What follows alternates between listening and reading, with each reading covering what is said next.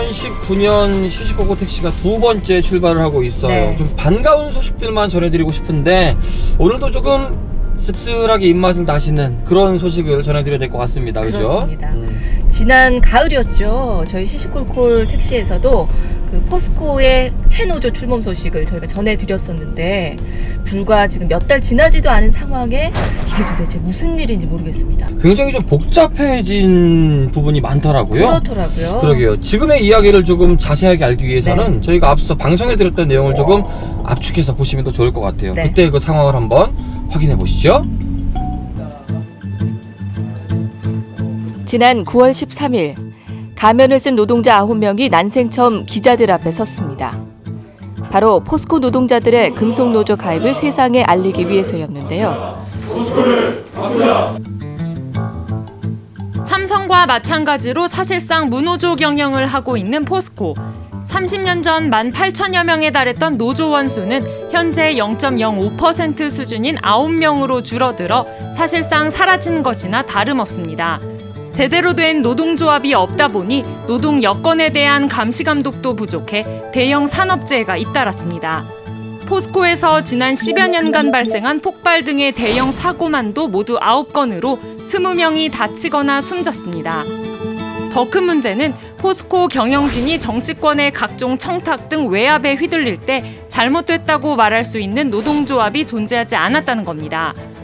노동조합의 건전한 내부 감시 없이 경영진의 독주가 계속됐고 포스코는 정경유착의 늪에 빠졌습니다. 회사를 바로 세우기 위해 목소리를 내려 한다는 포스코 노동자들. 과거 노조 설립 시도가 번번이 실패로 끝났었기에 이번 새 노조의 의지는 더욱 강합니다.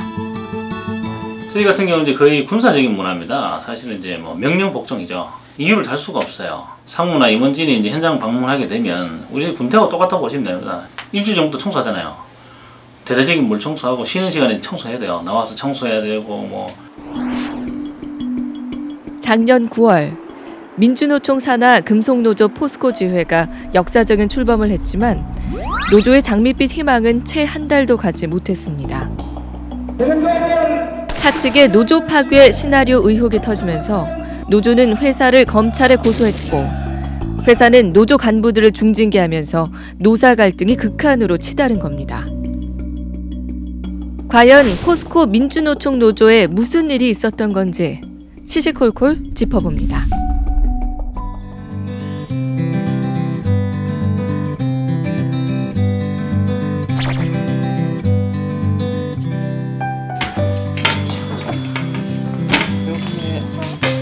여기 계시구나. 안녕하세요. 안녕하세요. 반갑습니다.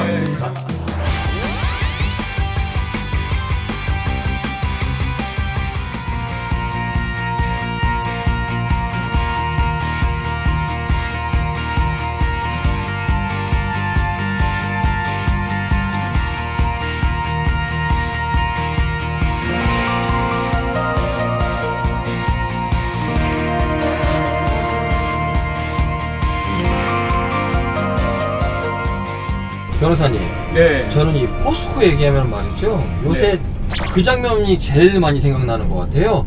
그때 복면 가면 이렇게 딱 쓰고 저도요. 기자회견했던 그날 있잖아요. 네. 그렇게밖에 할 수 없었던 이유들이 있었을 거예요, 그죠? 예, 있었죠. 저도 그때 같이 참여를 했는데 예. 당시까지는 얼굴을 공개하기가 좀 어려웠어요. 왜냐하면 정식으로 그 포스코 지회가 출범하기 이전이었기 때문에 네. 혹시라도 회사에서 그 누군지를 확인하고 이 노동조합 그 설립을 방해할 우려가 있었기 때문에 가면을 불가피했었던 게 이제 한 이유였고요. 예. 그 다음에 또 한 측면에서는 그동안 사실 한 뭐 우리가 무노조 경영 50년 이렇게 얘기를 하잖아요. 네네. 노동자들은 그 유령 취급을 당해왔었죠. 뭐 얼굴도 모르고 이름도 없는 이런 이제 존재처럼 취급 당해왔기 때문에 얼굴 없는 노동자를 또 상징하는 의미가 있었어요. 그 두 가지가 다 있었죠. 무노조 경영이라는 게 사실은 노동조합을 인정하지 않겠다는 경영을 의미하는 거거든요. 그것이 뭐 노동조합이 없어도 된다 이런 의미가 아니고 네. 노동조합 자체를 절대로 용인하지 않겠다. 노동권을 부정해 온 것이 포스코의 역사였기 때문에 이번에도 회사에 대한 독립된 또 자주적인 노동조합을 만들려고 했을 때 여러 가지 탄압이나 방해가 예상이 안 될 수가 없었어요. 네. 그래서 이제 불가피하게 노동조합이 정식으로 출범하기 전까지는 일단 얼굴을 드러내지 않아야 되겠다 이런 이제 생각 때문에 가면을 쓰게 된 거죠. 아마 뉴스 보시면서 깜짝 놀랐을 거예요. 다들 너무나 놀라셨죠. 그러게요. 근데 뭐 사실 포스코에서 이렇게 자발적으로 민주적인 노조가 나왔다는 것은 비단 우리 지역뿐만이 아니라 우리 사회 전체적으로도 굉장히 큰 이슈였잖아요. 근데 근데 그럼에도 불구하고 얼마 전에는 보니까 이 새 노조가 사측과 교섭을 할 수 있는 대표 노조로서는 인정을 못 받는다 이런 기사가 나왔더라고요. 그 얘기 궁금해요. 네. 그 회사와의 관계에서 대등한 이제 노사 이런 관계, 우리가 보통 수평적인 노사 문화 이렇게 얘기를 하지 않습니까? 네. 그렇게 되려면 이제 노동조합이 출범하게 되면 회사와의 대등한 단체 교섭권이 보장이 되어야 실제 이제 노동조합으로서의 제 기능을 하게 되죠. 그렇죠. 왜냐하면 노동 조건에 대한 교섭을 통해서 협약을 체결해야 비로소 이제 노동조합이 제대로 인정받는 이런 이제 구조가 되어 있기 때문에 거고. 그렇죠. 그런데 포스코는 이 교섭권을 부여하지 되지 않도록 하기 위해서 다른 이제 음모를 꾸미고 있었던 거죠. 달리 얘기하면 지금 이제 그 복수노조가 허용이 되고 있잖아요. 네. 그런데 애석하게도 이 교섭창구 단일화라는 제도를 둬가지고 다수노조 또는 과반수 노조에게만 단체 교섭권을 부여하는 이런 조금 그 악법 같은 이런 제도를 두고 있어요. 네. 그러다 보니까 이 포스코가 또다시 이런 이제 그 교섭창구 제도 단일화 제도라는 것을 이용해서 악용한 거죠. 사실은 그동안 유럽노조처럼 그냥 명목상으로만 존재했던 그 9명의 기업노조가 있었습니다. 네네.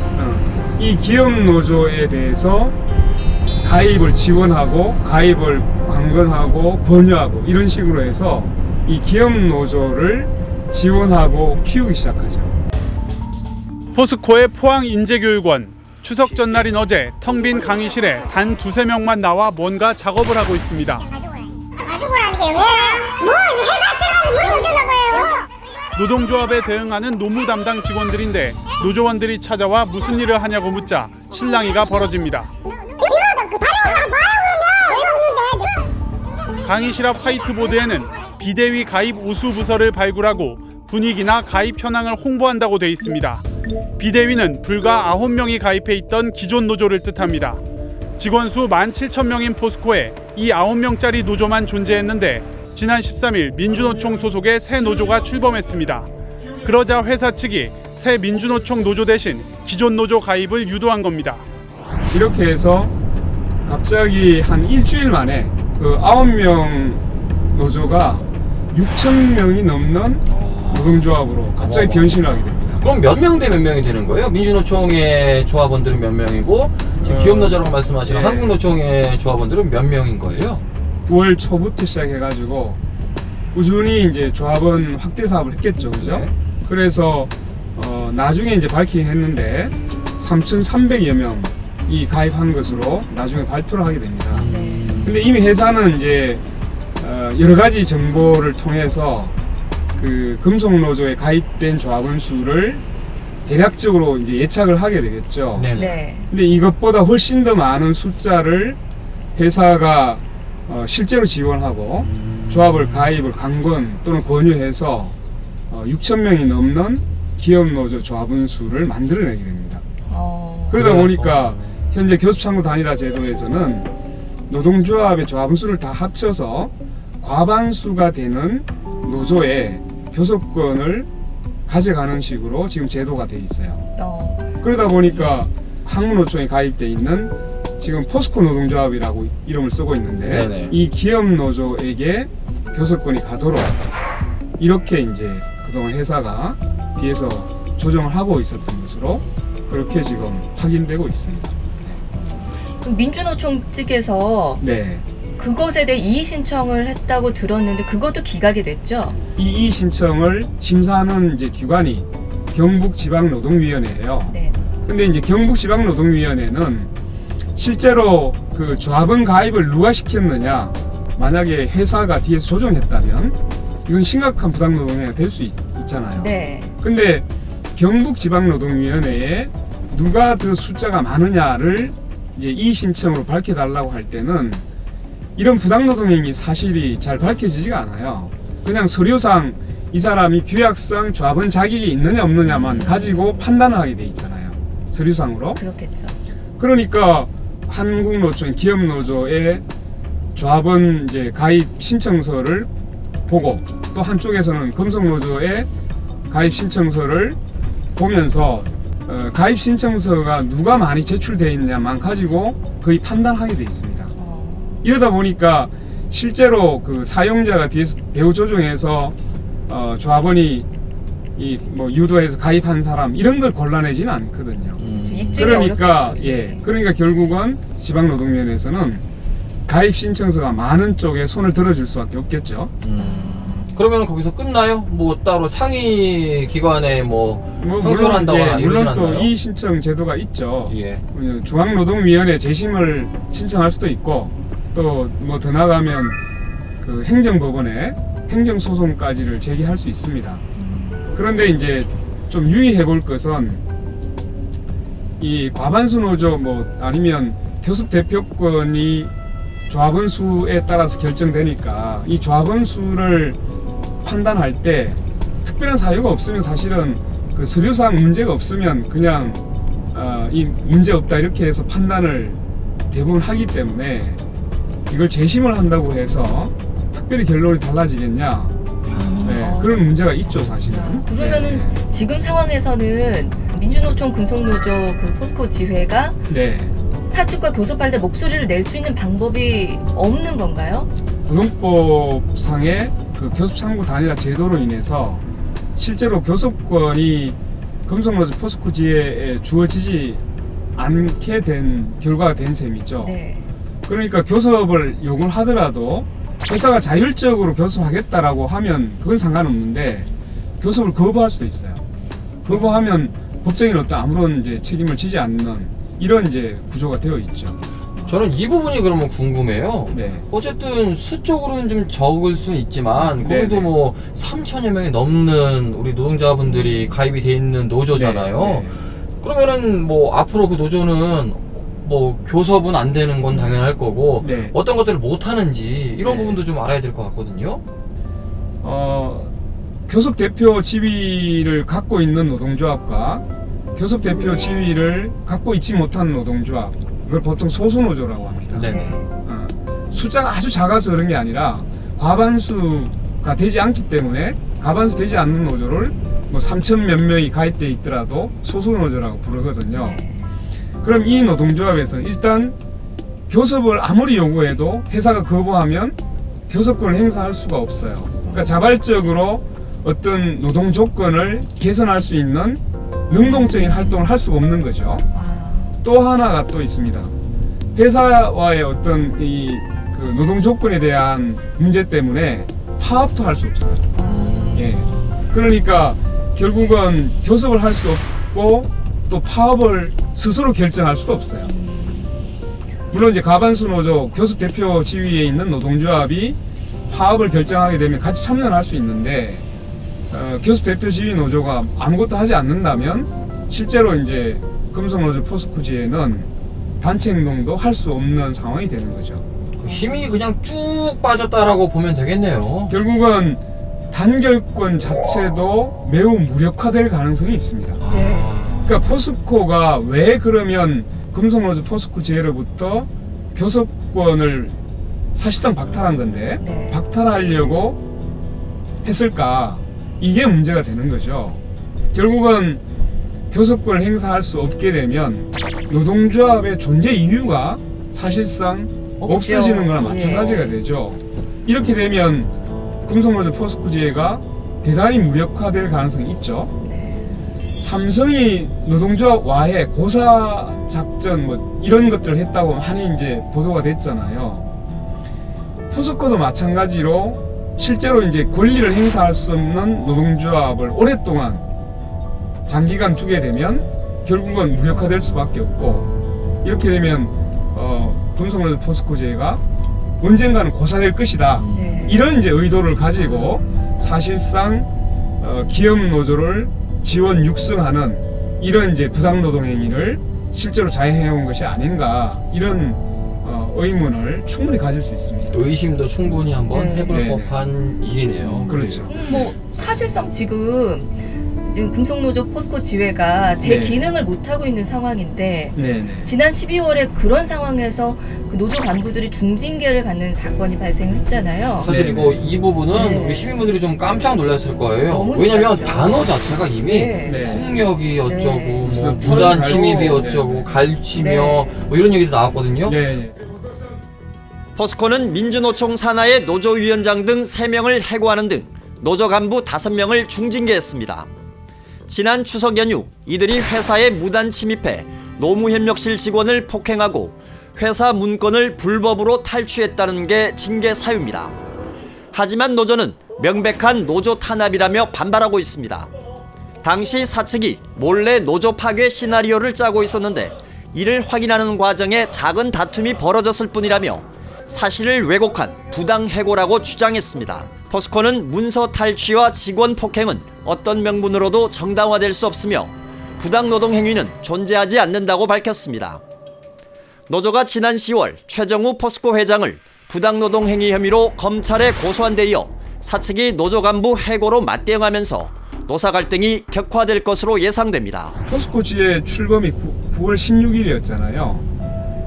그 지회 출범이 있고 난 한 일주일 조금 지난 상태에서 이런 제보가 있었어요. 포스코 지회, 즉 민주노조가 만들어지니까 이 노동조합에 대한 대응을 노무협력실에서 준비한다라는 제보를 노동조합으로 제보를 받게 됩니다. 그래서 노조 간부 5명이 그 인재창조원 뭐 정도관 302호로 돼 있는데 네. 그곳을 방문하게 됐죠. 근데 실제로 이제 들어가서 확인해 본 결과 그 화이트보드에 기업 노조가 비대위라고 그때 표현이 됐어요. 네. 비대위 가입 우소부서 발굴 홍보 이런 문구들이 막 나타나는 거예요. 그리고 이제 그때 준비하고 있던 이 문건하고 또 직원 수첩이 있었거든요. 그런데 이 노조 대응 문건을 보니까 뭐 강성 노조의 부작용 또는 노동조합의 정치 세력화 우려 이런 식의 이상한 문건들이 발견이 된 겁니다.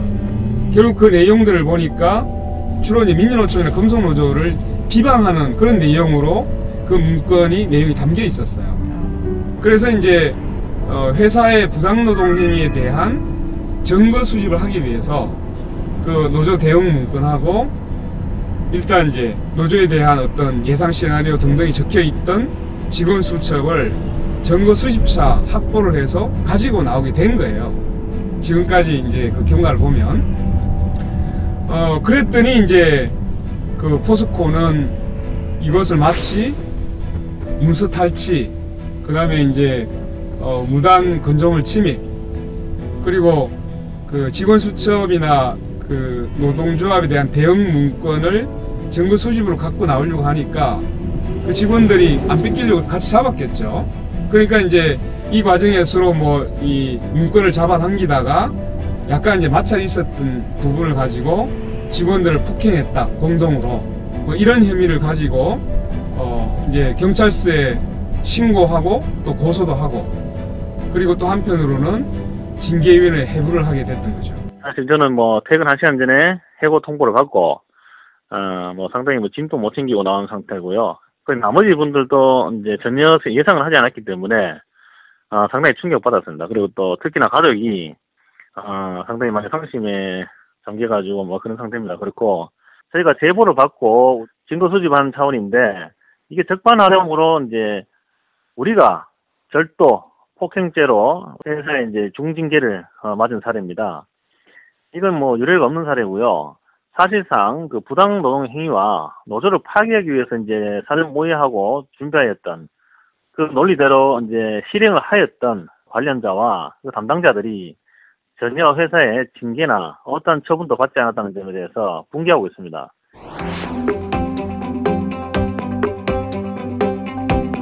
아니 근데 우리 시민들 입장에서는 네네. 이런 의구심은 생겨요. 그러니까 아무리 정의롭고 뭔가 네. 올바른 제보가 있다 하더라도 네. 어쨌든 남의 사무실에 무단으로 들어가서 심지어 폭력까지 행사했다고 하고 네. 뭐 싸움이 나서 뭔가를 뺏었다라고 한다는 거는 그것 행위 자체가 좀 부당하지 않느냐 난 이야기가 있는데 뭐 경찰에 이야기가 됐다고 하니까 네네. 어떻게 지금 얘기가 되고 있는지 궁금해요. 포스코 직원은 외부인이 아니죠. 예, 포스코 직원은 당연히 이제 포스코의 구성원이고 또 그 인재창조원의 그 강의실은 평소에는 직원들이 그 자기들 직원 신분증이 있죠. 네. 이 신분증으로 그 확인만 하면 다 자유롭게 드나들 수 있는 공간이었습니다. 그렇기 때문에 사실상 무단 침입이라는 것은 처음부터 성립할 수가 없었던 거죠. 자, 또 하나 이런 게 있습니다. 한번 이제 예를 들어보죠. 옛날에 이제 그 아마 쌍용 자동차가 그때 그 정리해고에 반대해서 파업을 했을 때가 있습니다. 네. 그때 그 평택여인가에서 이제 크게 민주노총이 집회를 하고 있는데 그 기무사에서 민간인 산책하기 위해서 이 캠코더를 가지고 촬영을 한 적이 있습니다. 근데 그 기무사에서 민간인 사찰을 위해서 캠코더로 촬영하고 있던 것을 이상하게 여긴 이제 집회 참가자들이 거기 이제 캠코더를 빼앗아서 거기 이제 메모리에 칩하고 그 기무사 신분증을 점거차 빼앗았습니다. 근데 이게 법적으로 재판이 됐는데 그것을 빼앗은 것을 기무사는 강도죄하고 공무집행방해죄로 고소를 했었어요. 근데 법원에서는 그것은 강도죄가 성립할 수 없다. 또 공무집행방해도 성립할 수 없다 해서 무죄를 선고한 판결이 있습니다.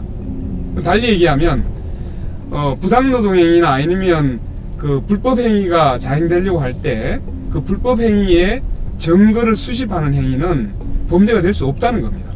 예, 그건 당연히 상식적이겠죠. 예.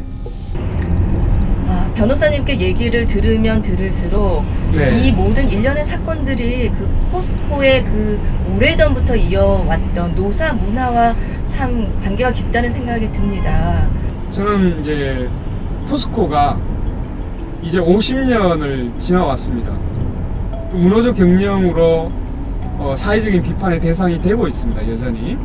그럼 앞으로 50년은 이제 더 이상 그 헌법에도 보장되어 있는 노동권을 부정하려는 이 잘못된 기업 문화 이제 바꿔야 됩니다. 그리고 또 하나는 안전한 산업 현장을 만들기 위해서는 수평적인 노사관계가 만들어져야 됩니다. 우리는 그 포스코를 주인 없는 기업이라고 지금 얘기를 하고 있잖아요. 내부적으로 견제할 수 있는 유일한 세력이 민주적인 노동조합이라고 생각하고 있습니다. 견제할 수 있는 세력이 있을 때 그 대기업 포스코는 더 이상 내부적으로 부패하지 않습니다. 언제까지 그 정치권의 희생물로 남아 있어야 되겠습니까? 이것을 견제할 수 있으려면 함께 일하고 있는 노동자들이 스스로 주인의식을 가질 수 있도록 민주적인 노동조합을 자신의 파트너로 또 대화의 상대로 인정해야 합니다. 이런 노동조합을 인정할 때 포스코의 앞으로의 50년이 정말 건전하게 제대로 발전할 거라고 믿고 2019년이 이러한 수평적인 노사관계가 만들어지는 원년이 되기를 저는 간절히 기원하겠습니다. 저도 포항에서 살기 시작한 지 12년 됐거든요. 네. 저는 포항하면 포스코 하면 민족 기업이라 생각이 있었는데 와서 지내보니까 포스코는 가족 기업인 것 같더라고요. 맞습니다. 우리 가족들, 네. 우리 삼촌, 우리 아버지, 내 동생이 다니는 회사고 그들이 안전했으면 좋겠다라고 늘 생각하는 회사가 바로 포스코이지 싶어요. 정말 2019년도 우리 포항 시민, 더불어 우리 지역 시민분들이 포스코와 함께 더 단단해지고 좀 희망 섞인 이야기들이 많이 나왔으면 좋겠다 생각을 해봅니다. 예, 저도 그렇게 되기를 정말 마음으로 빌겠습니다. 예, 오늘 말씀 잘 들었습니다. 네, 고맙습니다. 감사합니다. 네, 고맙습니다.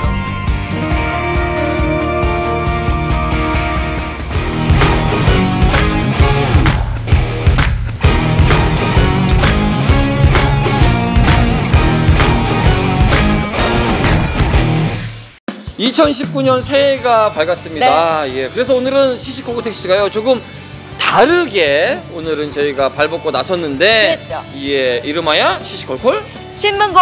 어떤 이야기들이죠? 우리 시민들의 뭐 작년 한 해는 어떻게 마무리를 하셨는지, 또 2019년 새해에는 어떤 바람들을 갖고 계신지, 내가 이런 계획을 세웠다, 이런 얘기들 저희가 다 들어드리려고 나왔죠. 사실 새해 하면은 저는 가장 오고 싶었던 곳이 바로 이곳이에요. 사람들도 북적이고 뭔가 사람 사는 냄새가 나는 거 바로 전통시장. 시장이죠. 네. 우리 경주 중앙시장에는 어떤 분들이 있고 어떤 네. 소망들이 있는지 한번 만나보자고요. 네, 얘기하실 게 많을 거예요. 갑니다.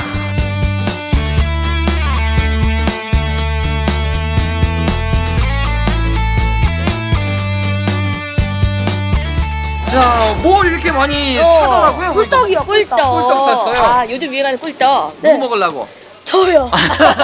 꿀떡 좋아해요? 네. 어디에서 나오셨어요, 우리 시장에? 인천이요. 인천광역시. 인천에서? 좋아요. 네. 아, 인천에서 어떻게 놀러 왔어요? 그냥 가족여행 왔어요. 가족여행. 가전여행 왔어요. 와 보시니까 경주에 대한 느낌이 어떠세요? 예전에 왔던 것보다는 좀 많이 깔끔해지고, 그 다음에 문화재가 있어가지고 좀 특색 있는 도시인 것 같아요. 제가 볼 때는. 그렇구나. 네. 아이들 데리고 오니까 더 뜻깊고 그러시죠? 네, 그래서 애들이랑 문화재도 구경을 하고, 그다음에 이제 경주라는 데를 한번 체험을 하려고 저희가 이렇게 왔어요. 그러시구나. 네네. 그냥 가족과 함께 있다는 게 행복한 것 같아요. 제가 볼 때는 그냥 이렇게 아이들과 이렇게 나와서 이제 뭐 여러 곳을 돌아다니고 이런 것만 해도 함께 있는 게 지금 저는 행복한 것 같아요. 이제 2019년에는 모든 사람들이 이제 지금 추운 겨울이지만 또 행복한 한 해가 되는 2019년이 있으면 좋겠어요. 네. 우리 아들은 어떤 2019년도가 됐으면 좋겠어요? 저는 그냥 4학년 때 그냥 공부 잘했으면 좋겠고, 엄마 아빠 그냥 건강하게 행복하게 그냥 살았으면 좋겠고. 3학년 때는 공부 잘했어요? 여기까지 드릴게요. 그래요. 4학년 때 잘하면 돼요. 그래요. 예. 이거 뭐예요, 어머니? 어머, 뭐예요? 밀치. 밀치. 이거 어디서 잡은 거예요? 어디에서? 구룡포.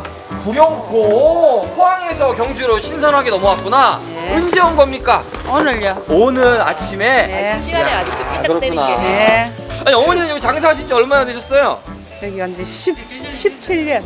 중앙시장에서 17년? 예. 그러면 여기 이제 뭐 단골도 많고 아는 사람도 많고 하겠네. 예. 요즘 뭐 경기 안 좋다 그러는데 어때요, 실제로? 안 좋아요. 그 경기가 전반적으로 경주 경기가 지금 다 안 좋다 그래요. 포항도 그렇고. 예전에 회를 이렇게 많이 사 먹었는데 네. 요새는 그 한 절반으로 줄었다고 보면 돼요. 판매량이? 예, 판매량이. 실제로 시장을 찾는 시민들도 좀 발걸음이 줄었어요? 어때요? 그렇죠. 50%가 줄었다니까요. 50%나? 예. 어떨 때 제일 힘들어요, 요새? 장사 안 될 때, 어깨가 축 처질 때. 장사가 잘 되면 힘이 나고 막 이래 하는데 그렇죠. 장사가 안 되면 축 처지죠 뭐. 재미가 없죠. 예. 지난 한 해는 어떠셨어요? 좀 작년부터 조금씩 그 작년보다도 작년 조금 그렇고 올해는 많이 차이가 나고 차이가 많이 나요.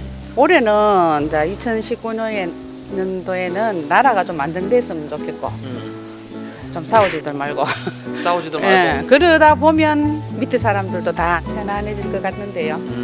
위에서 잘해주면. 우리 경주시장이 예. 사실은 우리들의 것이잖아요. 예. 여기서 일하시는 분들도 계시고 예. 많은 시민분들이 오시는데 예. 이런 식으로 좀 바뀌고 이런 것들이 좀 생겨야 이 시장이 더 활성화되겠다 뭐 이런 생각도 있을 것 같아. 시장에. 예. 지금 황리단길 때문에 사람들이 오기는 많이 오는데 사람들이 이렇게 도보로 갈 수 있도록 해갖고 시장에 들릴 수 있도록. 황리단길이 지금 황남에 있잖아요. 예. 근데 거기서 차를 이제 다 타고 거기만 구경을 하고 다 가버린다고요. 저녁에 이제 숙박하는 사람들은 저녁에 야시장에 와서 뭐 조금씩 사 먹고 가고 이러는데 여기를 더 발전을 좀 시켜갖고 계속 연계시켜갖고 올 수 있도록 이런 그런 것도 시장을 위해서는 좀 좋을 것 같는데. 워낙에 홍리단길이 전국적으로 유명하니까 그 관광객들이 시장으로 자연스럽게 왔으면 좋겠다. 좋은 아이디어인데요? 거기 거리가 사실 그러면 많지는 않거든요. 그 뭐 도로를 하나 내가 잘 해놨고 계속 이렇게 시장을 해가 돌아갈 수 있도록 이렇게 강변로를 해가 이렇게 한 바퀴 뻥 돌면 되거든요. 그럼 맞네요, 어머니. 실례합니다. 안녕하세요. 반갑습니다. 저희 좀 들어갈게요. 사장님은 무슨 장사 하시는데요? 저는 시장에서 치킨집을 하고 있습니다. 치킨집. 근데 치킨은 뭐 1년 4계절 잘 되는 거 아닌가요? 재래시장이다 보니까 이 겨울에는 추워가지고 손님들이 그렇게 많이 오지 않습니다. 좀 세대가 바뀌면서 이 젊은 층들은 그 마트, 대형 마트나 이런 데로 가고 그리고 이제 나이 좀 드신 분들은 그래도 아직까지 정이 넘치는 재래시장으로 좀 많이 오시죠. 우리 시장이 좀 이런 식으로 바뀌었으면 좋겠다라는 이야기들은 어떻게 들어가고 계세요? 이 정도면 충분하지 않습니까? 제가 봐도 재래시장 이 정도면 뭐 제가 봐도 뭐 전국 우리나라에 봐도 손꼽힐 정도로 자부심이 있으시고. 그럼 그 자부심으로 시민들에게 딱 보시고 우리 중앙시장 많이 오시라고 한 말씀 하세요. 우리 경주 중앙시장으로 많이들 좀 와주십시오. 와서 뭐 먹어야 됩니까? 치킨을 먹어야 됩니다. 꼭 치킨을 드십시오.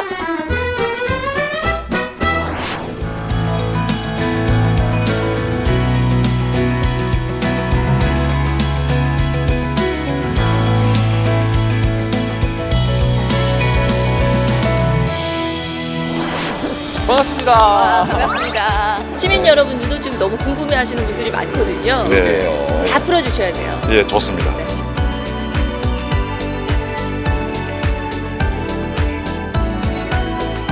정말 정부가 정말 엉터리 보고서를 만든 것입니다. 법률 검토 보고서를 먼저 만들고 한다는 것은 이 사람들이 벌써 책임을 회피하기 위해서 밖에서 볼 때는 전혀 몰랐었거든요. 저희가 이제 축구를 하는데 또 구장을 빌리는 데 있어가지고도 장애인이 사용을 한다는 것 자체만으로 조금 싫어하시는 분들도 있고요. 시간만 지나고 나면은 또 후회할 인생인데 마음이 행복했으면 좋겠고 그거에 되려면은 남편들이 바뀌어야 돼요. 그러니까요. 맞다잖아요. 안녕하세요. 안녕하세요. 반갑습니다.